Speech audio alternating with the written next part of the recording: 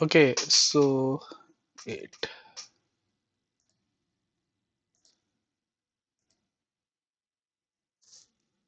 Hmm. So good evening, everyone. Uh,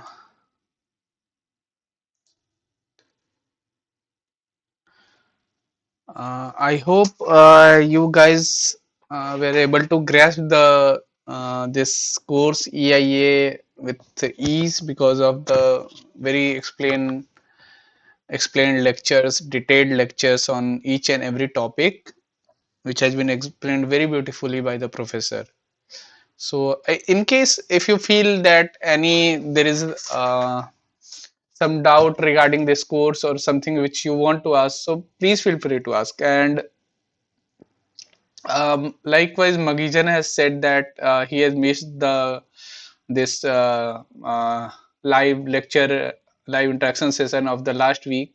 So don't worry, Magijan, it's okay to miss the lecture. That's why we record each and every lecture and upload it in the YouTube so that you guys can actually access those lectures at your convenient time. So don't worry, it's totally okay. And I think you guys are preparing well for the exam. So here are some of the tips which I want to give you for the exams. Like, please go through the assignment question uh, uh, thoroughly. Like solve each and every questions. If those questions are wrong, like some of the quiz which you have attempted and found some of the questions were actually marked wrong by you, to check the correct answers, because many questions in the exam will be much like the assignment questions. Okay, and please go through the slides. Okay, so whatever will be asked in the exam, whatever questions will be asked in the final exam will be based in the slides only. So apart from that, anything which you want to discuss or anything, so I am always available for you guys, so you can always write it here or write on my email also. Okay, so I think it's already 7:12, so let's start this live week interaction session of week 11, I think, or this is the second last week with which I am interacting with you guys. Okay, Rohit is asking what will be the pattern of exams. So Rohit, generally the pattern of exam is not decided by us because we are teaching assistant. These are decided by the professor himself. So most probably you must have got the detailed instruction about the exam. So in those instruction it is clearly mentioned about how will the marking pattern for the final certificate will be there, what is the pattern of the exam. So mostly the pattern of the exam is same as the assignment questions only, or the quiz question which you have attempted. So there will not be much change, or if there will be any change then it will be intimated in the announcement section or something. Okay, so please prepare well. So pattern of the exam doesn't matter. If your preparation is well, you can always go for MCQ type questions or subjective type questions. Okay, so that's not an issue. Will mostly questions come from the assignments? So no, don't expect the questions, most questions from the assignment only. The assignment questions are like what you say, a type of judging you, thorough judging, like judging while this course is being taught to you. So most of the questions will be based on slides, not mostly on the assignment questions only. But yes, some of the question you will feel like these type of questions has been asked in the assignments also. Okay, so just by some tweaking or some here and there changes, you can attempt those questions. Okay, so don't miss the chance to score good marks in the exam, because the final marks will also include the assignment marks and also marks from the final exam which you will attempt. Okay, so don't worry, don't take so much pressure for the exams are just like type of evaluation. So you through this course you have been continually evaluating. We have been continually evaluating you guys through assignment questions, through different interaction sessions also. So it's totally okay. Okay, so I think let me share my screen and then we can start the questions.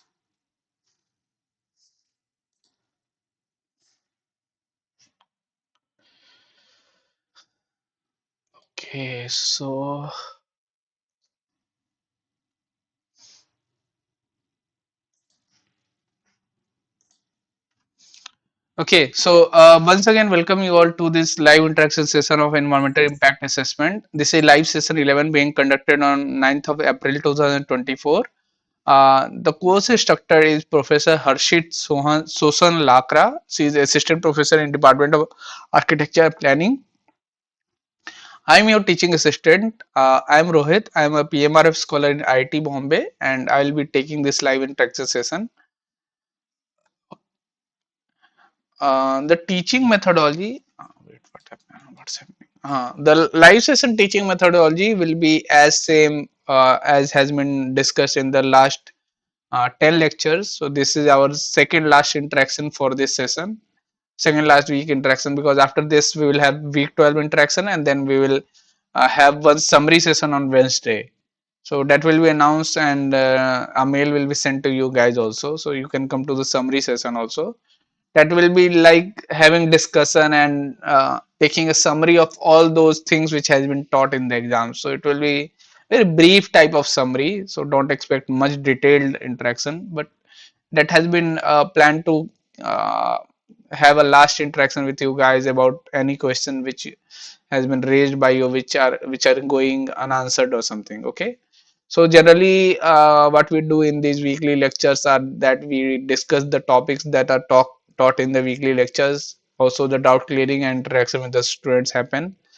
So any questions, you can raise those questions in the white box, or you can raise your hand and ask those questions. Otherwise, there is a better option to ask them in the discussion forum, because more other students who are not attending this live session can also be benefited from your question if it is a good question. So yeah, anything you can do. Okay, so now start for these questions.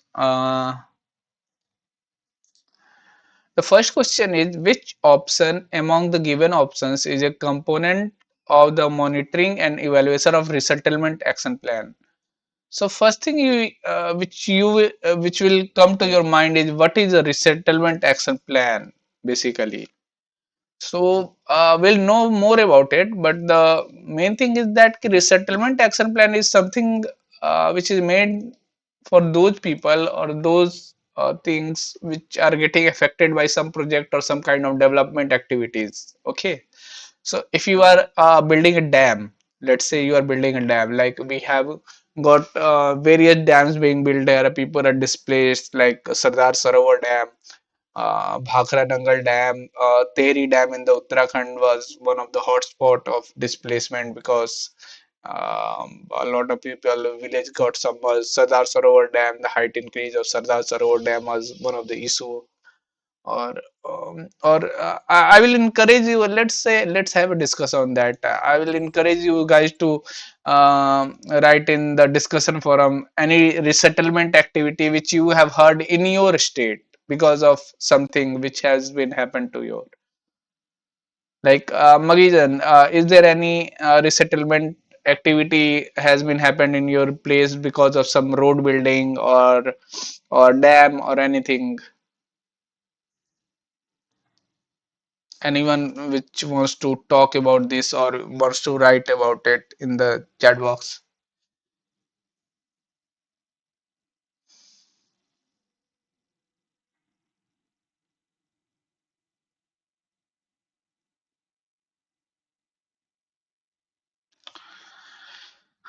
Uh, I don't know. Okay, it's okay, no problem. If you don't know, it's totally okay. But if you have gone through, I will suggest you guys to go through the newspaper. Like when you read the newspaper, you will learn more about these type of displacement happens because of the development activities which are carried out by government.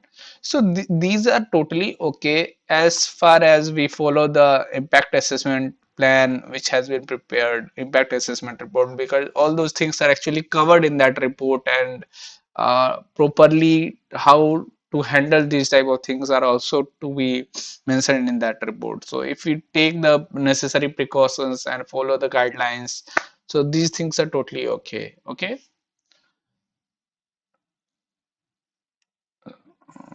Okay, so yeah, we were discussing that which of the option about the given option is a component of monitoring and evaluation of a resettlement action plan. So first thing is performance monitoring. Yeah, we do performance monitoring. Impact monitoring is done.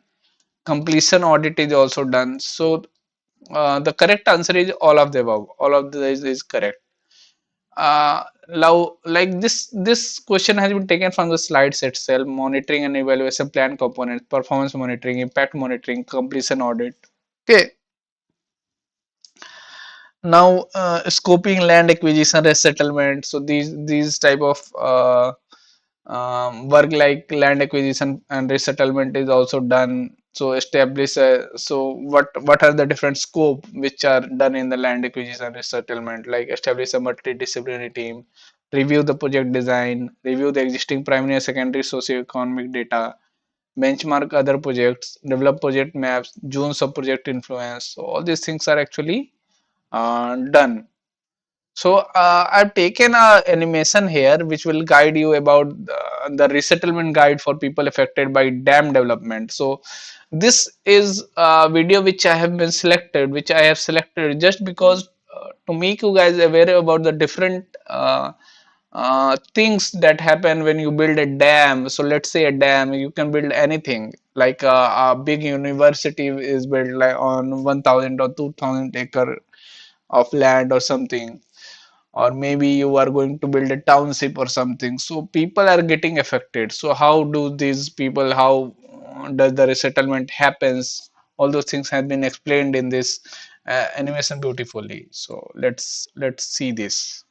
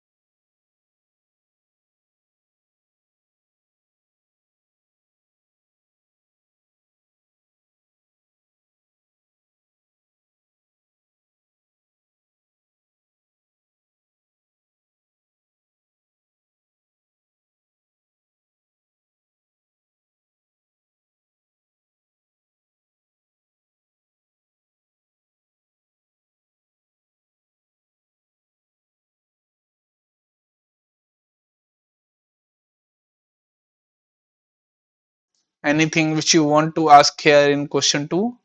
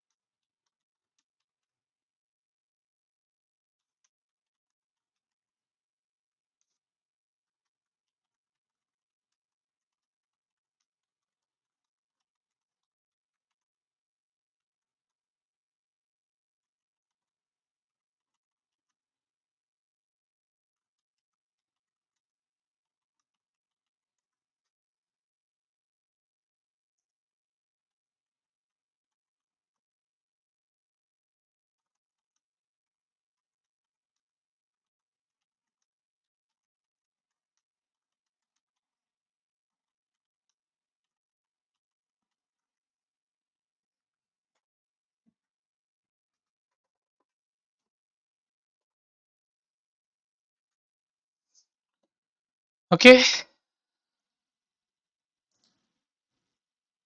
Okay, so no question. Then we can move to the next question here.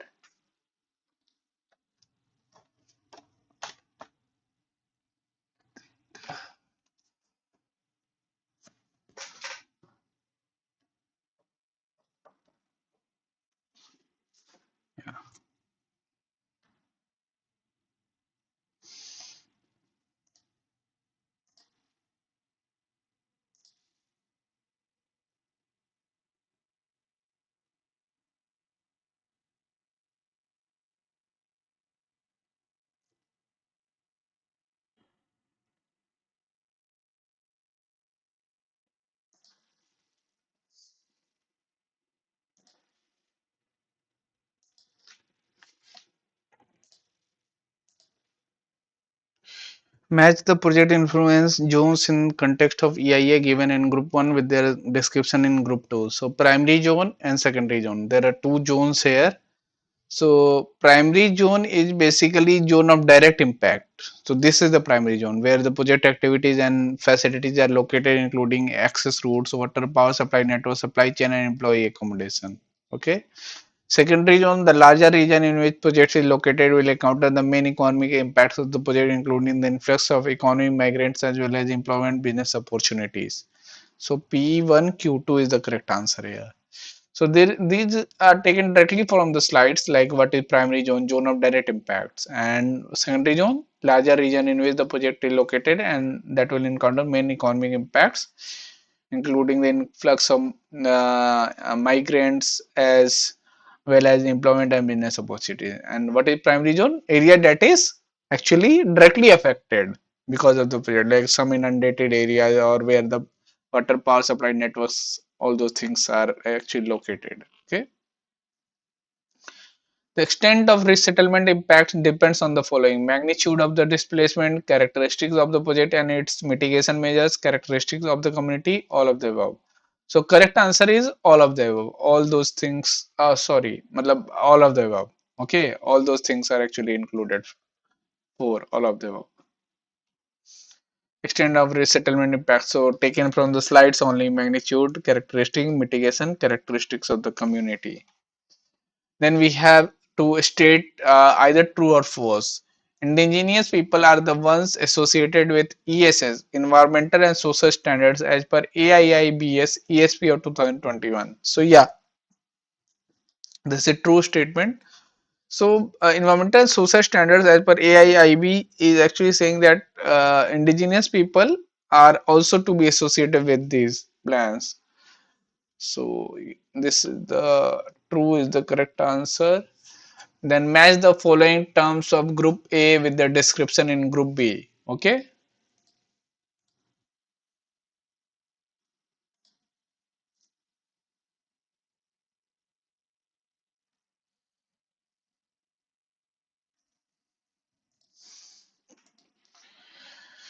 So resource efficiency, closed loop systems, energy balance, mass balance. So resource efficiency is something which is talking about the resource, like how a resource is getting utilized actually.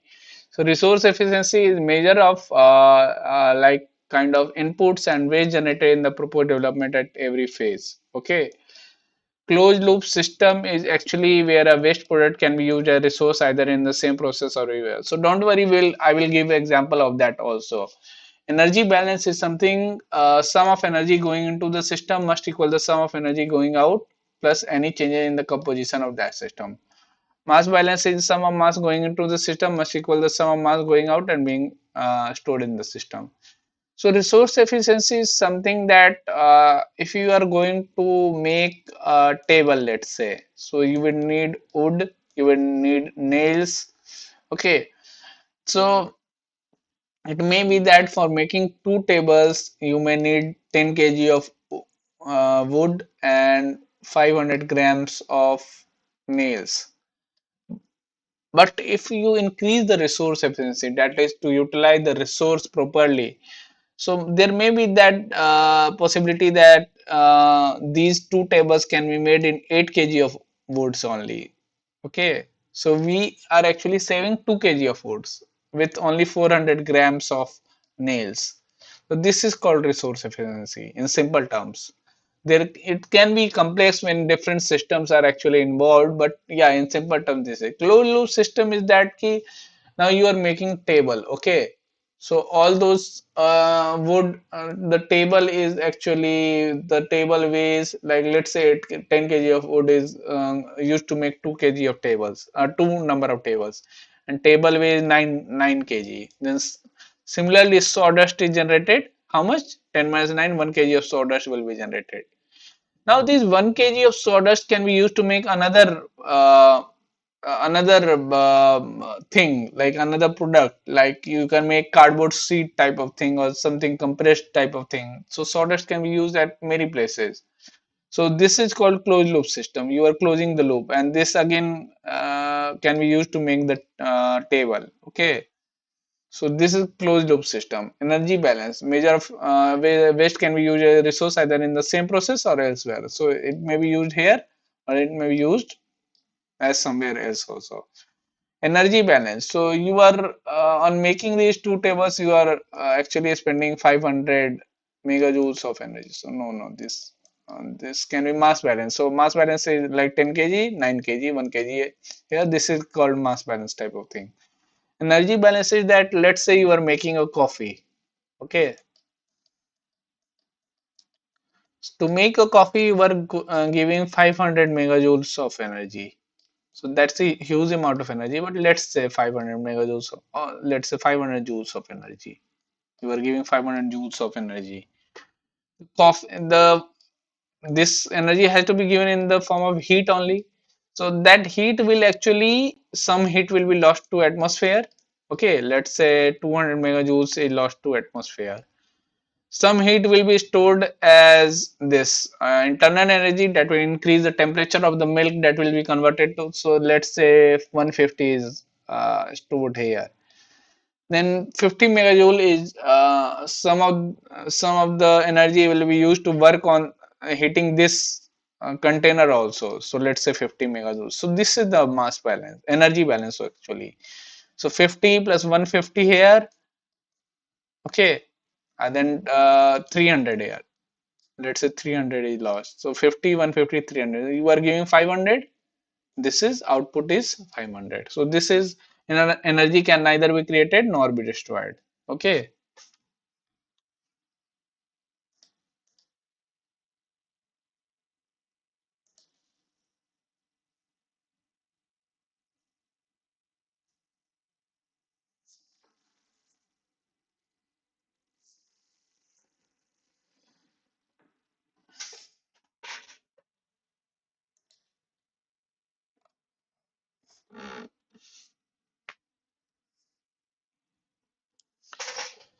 Resource efficiency, measure of the inputs required in the proposed. So resource that we are talking about, na resource efficiency. Let's see if anyone has any question.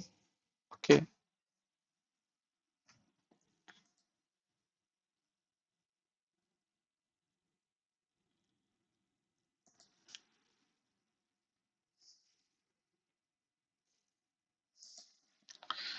So resource efficiency is something measure of the inputs required in the proposed development at every phase, measure of the waste generated in proposed development at every phase. Example, energy, water. Okay.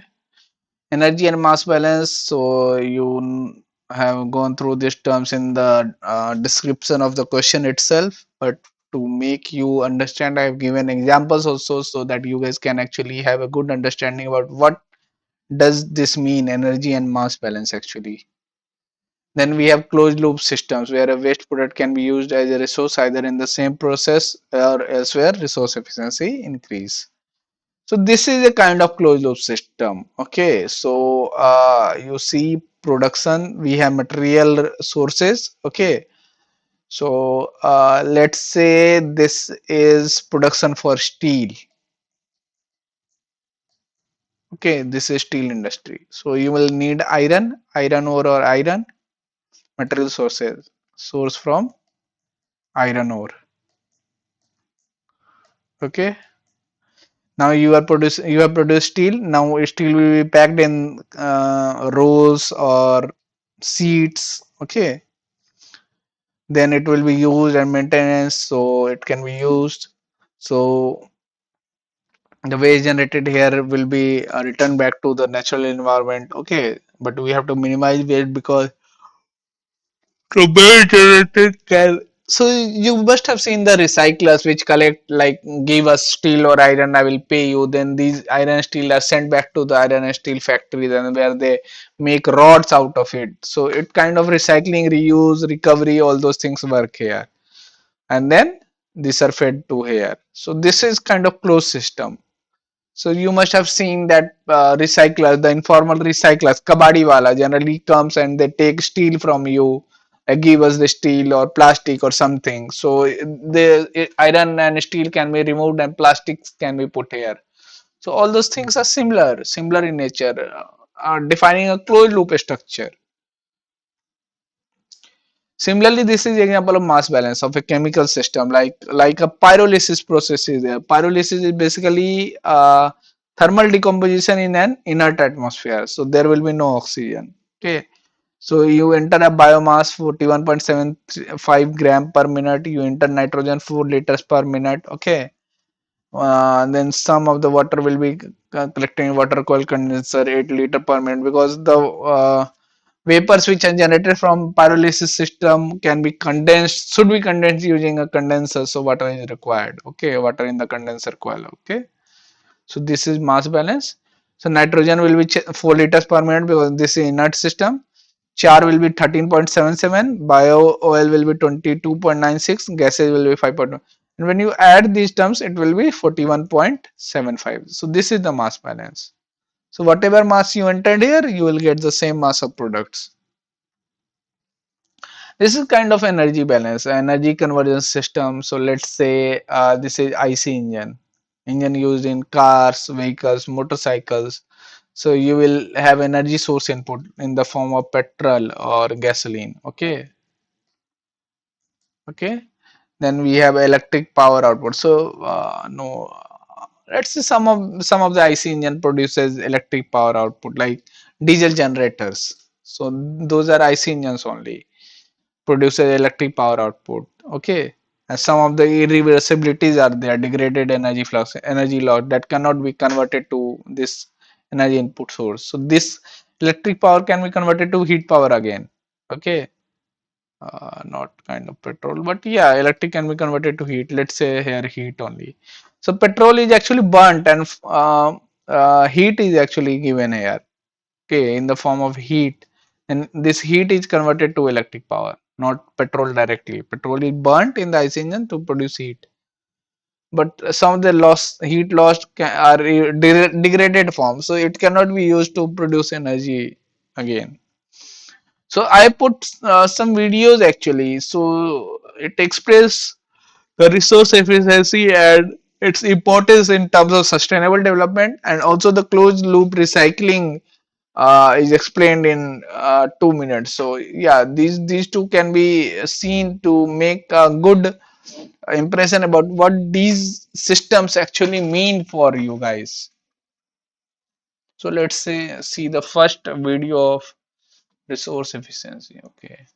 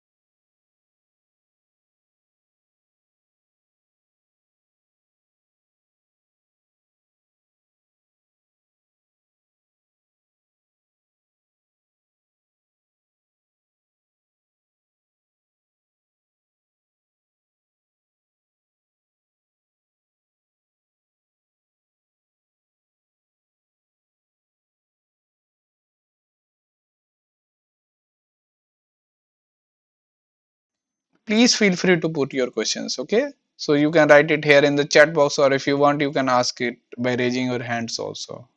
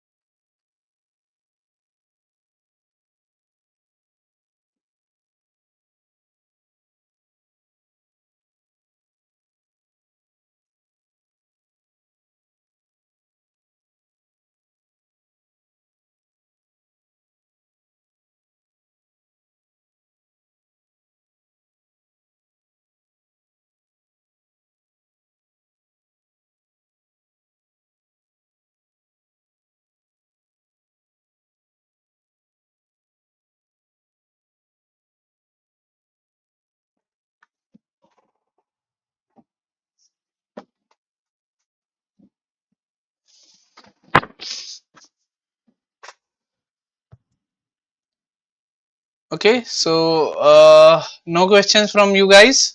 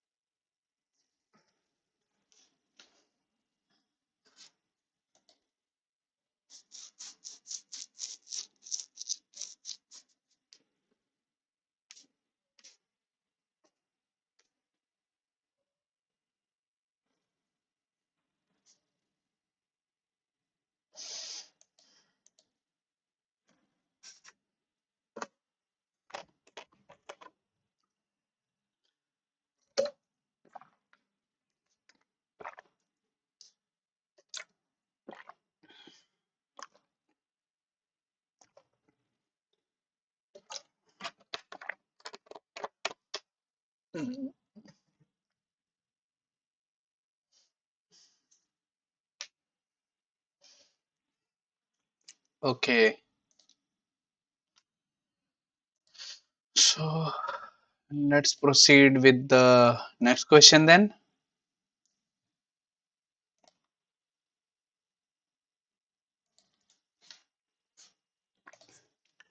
As per the life cycle assessment, the resultant waste from processes is considered under which impact category? So, basically, life cycle assessment is done on the resultant waste. So, if the process is some process is there, then we have some resultant waste like table making. So, sawdust was the resultant waste. Okay, sawdust, and then this sawdust is actually used in some other process than those. So these are downstream. This is the product, this is the downstream, and upstream is like this one, the material which is coming to make this table, and this is called upstream. So downstream process impacts are actually considered under the resultant waste. So upstream, where and how the original materials are produced, processed, manufactured, how they are packaged, transported. Downstream, how resulting waste are managed. Okay. So typical product life cycle, material, energy, land and water are basically the inputs. So upstream, material processing, packaging, use, disposal. Then we have downstream, reuse, recycling, all those things. Okay. Basically, you must get an idea about what constitute a life cycle assessment. So I put a video here that actually explains this life cycle thing in a very distinctive way. So they have took a product and then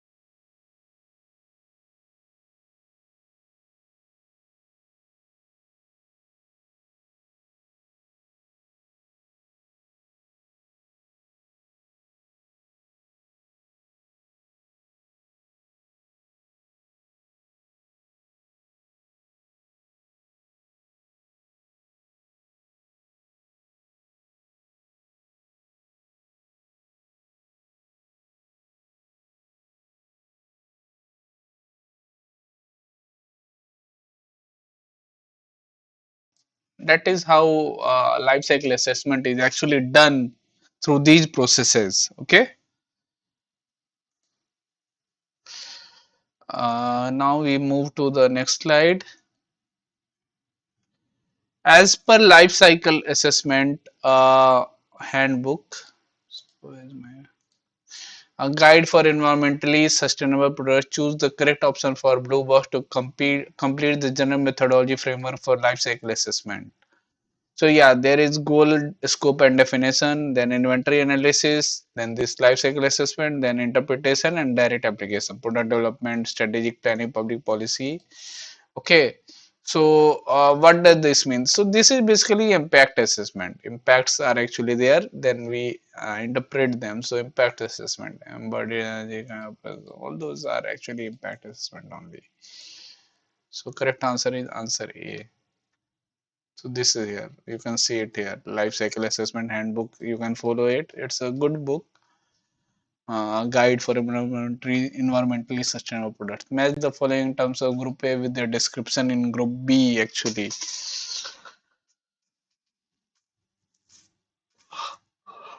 So we have to match these following terms with the description in group B.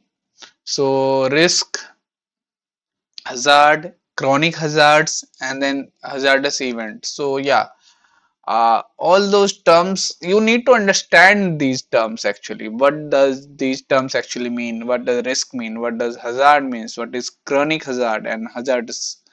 So risk is something that is you can say outcome of a hazard or hazardous event. Okay. Hazard is something which is inherent property of an object to create damage to humans or environment. Okay. Chronic hazard is something which is a hazard that can cause harm over a period of time through long-term exposure, typically include toxic chemicals or low-level radioactive materials like uranium, plutonium poses a chronic hazard to humans. Formaldehyde.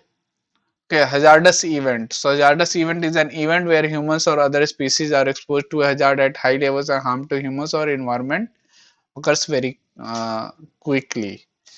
So long-term exposure at low levels, short-term exposure at high levels, chronic hazard object cause harm to humans by extended exposure but at relatively low levels.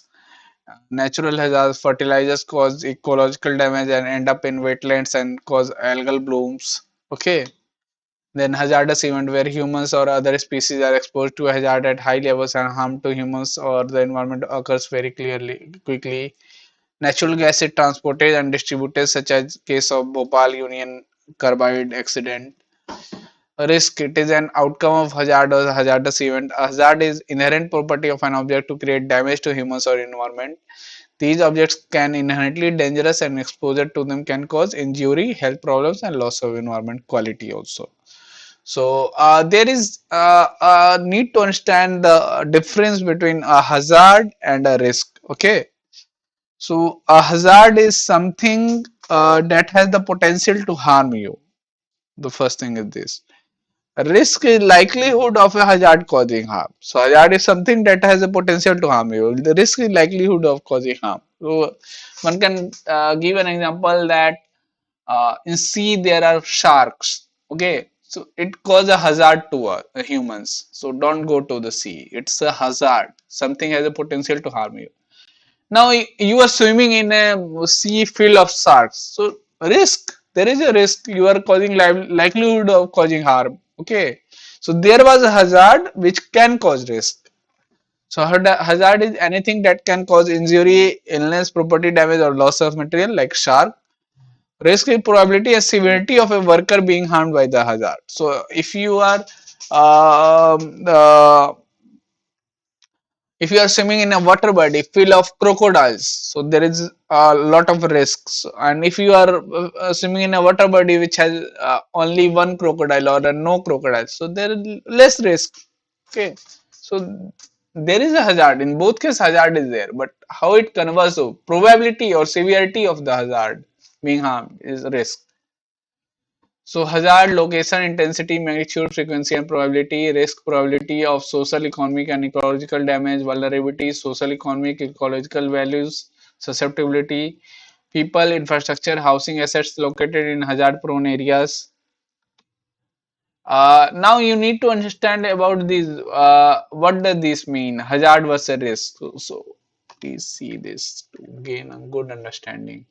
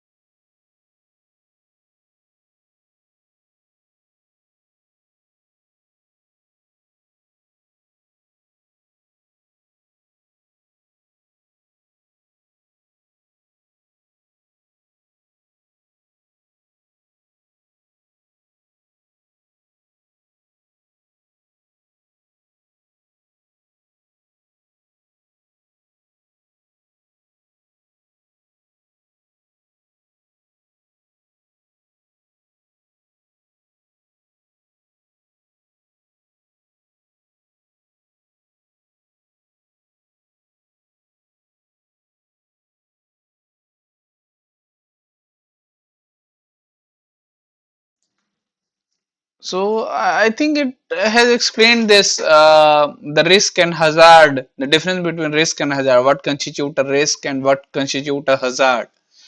So I've given this shark example. So that was also a very good example to understand what constitute a risk and hazard. So you can actually very much of the student get confused about what constitute a risk, what is a risk or hazard or something. Okay.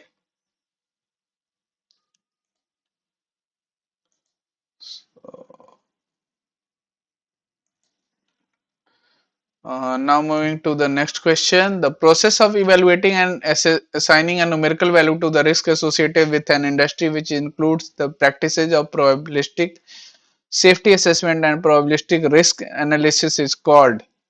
Okay. So basically the process of evaluating. So you are evaluating it, not only identifying, you are evaluating and assigning a numerical value. So it's quantitative type of thing. So you are doing a quantitative risk assessment. You are only identifying, then it's qualitative risk assessment. Okay, so the correct answer is answer A. So typical qualitative risk assessment matrix. So this is type of qualitative risk assessment. You are not giving a numerical value. It is like remote, unlikely, possible, likely, such type of thing. So consequence level. So this is highly risky. Okay. Quantitative risk assessment. So QRA process, identification of QRA scenarios is there. Then part counts, inventory analysis, physical effects modeling, vulnerability analysis. So both combined to risk analysis. Then we have LSIR, IRPA, PLL, FN curves. So all these types of outputs are there. Then we do the risk evaluation, sensitivity analysis, and cost benefit analysis based on this. So this is how flow chart for risk analysis is done. Quantitative risk analysis. The region between lower tolerable limit and upper tolerable limit, risk in between the two values. Upper tolerable limit is unacceptable risk. You cannot go beyond that. Lower tolerable limit is acceptable risk. Okay. So what is this region? So this is ALARP region. Okay. ARP. Now we'll see this. Okay. So this is from the framework for tolerability of risk. So unacceptable region. Risk cannot be justified except in extraordinary circumstances.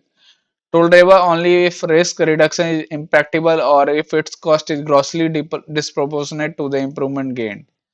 Tolerable if cost of reduction would exceed the improvement necessary to maintain assurance that risk remains at this level. Broadly, okay. So this is how this framework for tolerability of risk is there.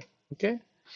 And I've also included balancing risk. Risk can be balanced using cost benefit methodology. So basically risk can be balanced, but there is a cost associated with that. So if you want to minimize the risk, so let's say a river has a lot of crocodiles, so there is a risk. If you are swimming in that river, there is a risk. So you can minimize that risk. How can you minimize that risk? You need to catch each and every crocodile. But if you want to catch each and every crocodile, there is some cost associated with that.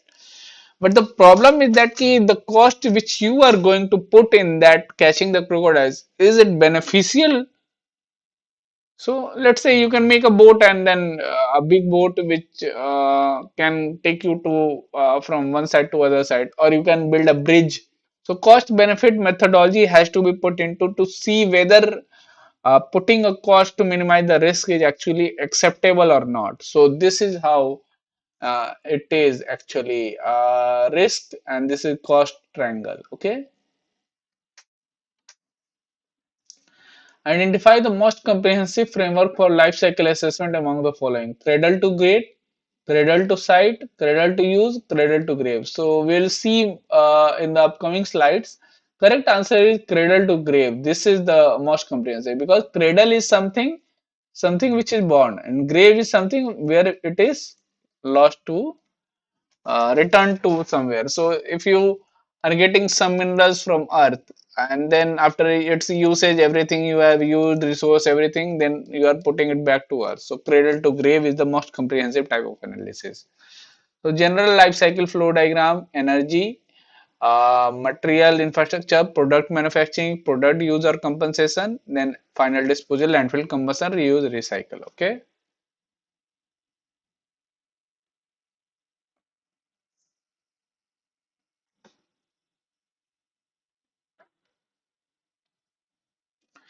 So this is assessment of a resource performance of building. So this is type of a building life cycle. So different things are there.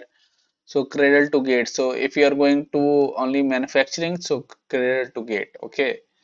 Cradle to site. So you manufactured and transported it to the process also. So installation process. So cradle to site, cradle to use up to this. Okay. Use, maintenance, repair, replacement, refurbishment. Okay, and cradle to grave, final disposal, reuse, recycle, and final disposal, end of life stages. Okay, so cradle to grave. So this is the cradle to gate and cradle to site, cradle to use, and cradle to grave. Okay,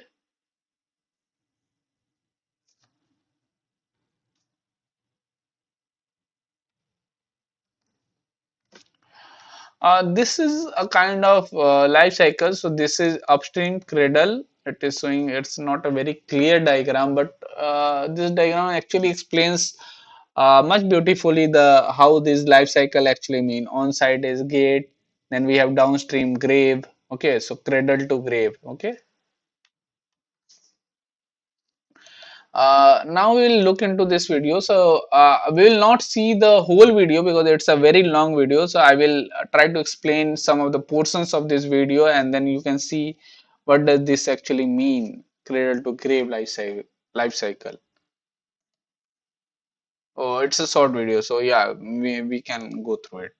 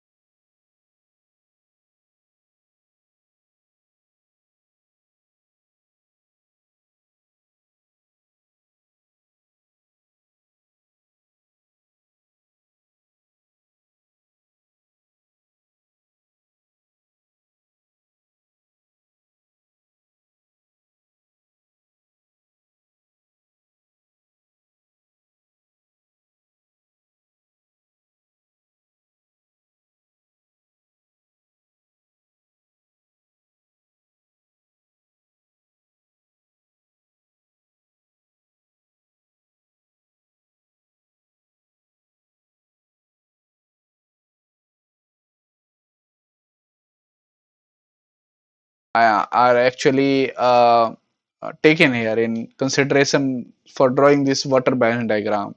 So it's a very important diagram to preserve and conserve a resource called water. Okay.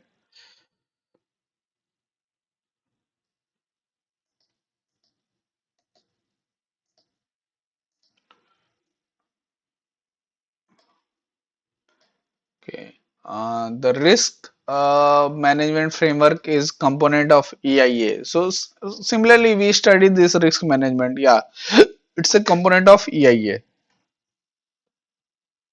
Okay, risk assessment and risk management framework.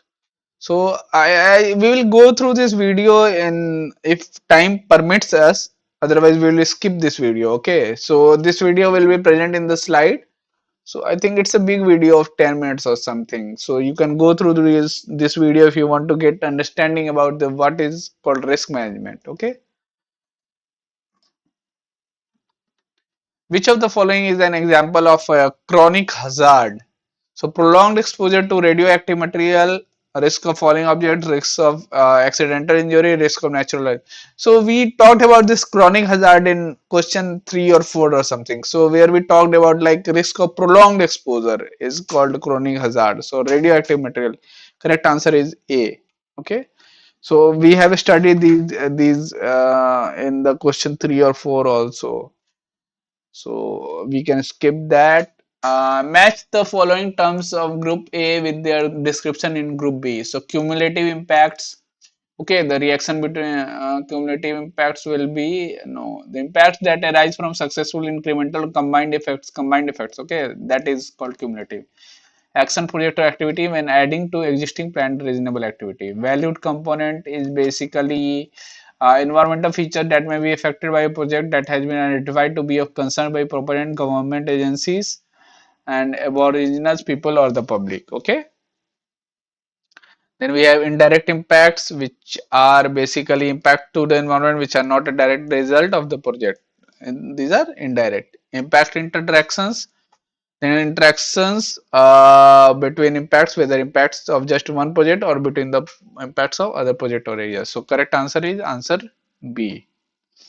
So impacts like indirect impacts, impacts on the environment which are not a direct result of the project, often produced away from a result of complex pathways, sometimes referred to as second or third level impacts. Okay.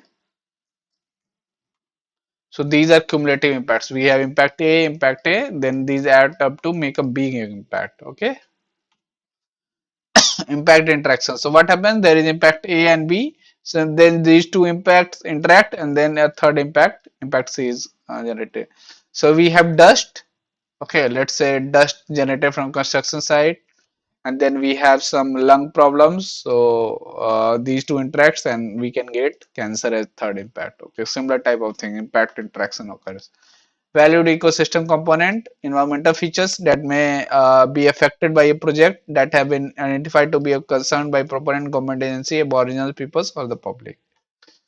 Okay, and this is very important. That's why I was skipping through very fast these slides, because I want to show video for this Bhopal Union Carbide accident. So yeah, Bhopal Union Carbide accident is an example of which kind of hazard. So it's a natural hazard? No. It's acute hazard? Yeah, it's a acute hazard. Biological hazard? No. Ergonomic hazard? No. Ergonomic related with humans. So Bhopal Union Gas Carbide accident was actually happened in 1984. The gas which was leaked is methyl isocyanate. So it's a very dangerous gas which leaked in night, and people were sleeping and they didn't know about this leak, and due to that many people got affected and died because of this leak. So I think hazardous event where human is exposed to high levels of natural gas transmitted in the case of Bhopal. So yeah, we can go see through this video to get a good understanding about this.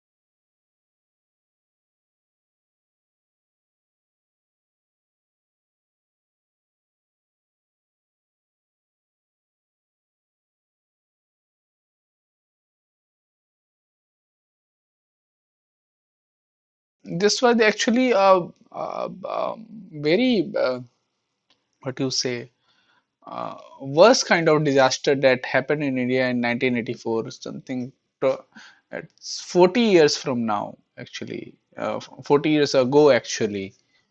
So that was kind of a very worst kind of disaster, Bhopal gas tragedy, and such kind of disasters can actually be prevented, but still the things are actually not in the control of the administration or something. Okay. Now moving to the next question. So we have got two, three questions remaining, which we can get. In context of EIA, CIA stands for. So CIA is cumulative impact assessment. Okay. Correct answer is answer A. Cumulative impact assessment, a systematic procedure for identifying, evaluating the significant effects of multiple activities in the framework. So this is also I am putting the link here in the slides, and I have uploaded the slides in the folder also, so you can go and see this video. This is additional content. Arrange the following methodological steps in the correct order as per the CEA. Prediction, scoping, baseline. So first thing is that if you do scoping, then second thing is prediction, then mitigation. Okay, so correct answer is answer C. Okay, you can go through this. This kind of a checklist or something, scope analysis, identification, everything. Match the definitions from group B here to the correct headings from group A. So cumulative effects, additive effects, synergistic. Additive effects is something that adds up. Cumulative, okay. So additive effect, we are cumulative effect is effects of arising from successive incremental combined effect of action. So this is cumulative. Okay. So from here, additive is this plus this equal to this. Okay. Synergistic is this and this, but there is some synergistic interaction is there. This. Okay. Additive is sum of magnitudes like we saw here, and synergistic combination of different effects. So this is the additive and cumulative effects definitions, actually. Cumulative impacts, additive effects. So additive is basically noise plus noise is additive. Synergistic is noise plus visual. Match the legislation from Group A with Group B. So India has Environmental Protection Act. Hong Kong has CAF 499 Environmental Impact Assessment Ordinance. South Africa has National Environmental Management Act. Okay. So these are some of the acts which are listed here, taken from slides only. Environment management plans are listed in the World Bank's OP as an instrument for compliance of the World Bank assessment. Yeah, it's true actually. So this is here. This video is also there. You can go through this video if you want to learn more about this planning for environmental management actually. And this is what is EIA, why India's new EIA draft problematic. So I put this link here for additional contents if you want to study actually. So thank you all for this live interaction session. We'll meet again on next Tuesday, and then we will meet up for a summary session on Wednesday. Okay. So thank you once again. Thank you all for coming. So if there are any questions, feel free to reach out to me. Okay.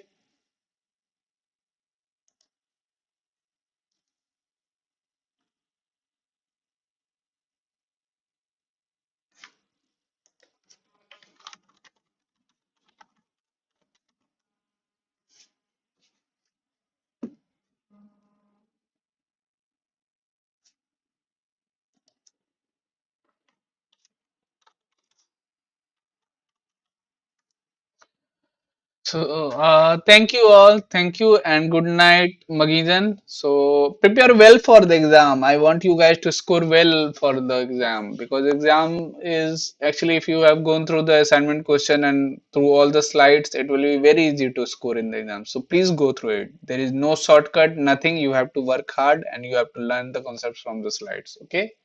So, thank you. Thank you all.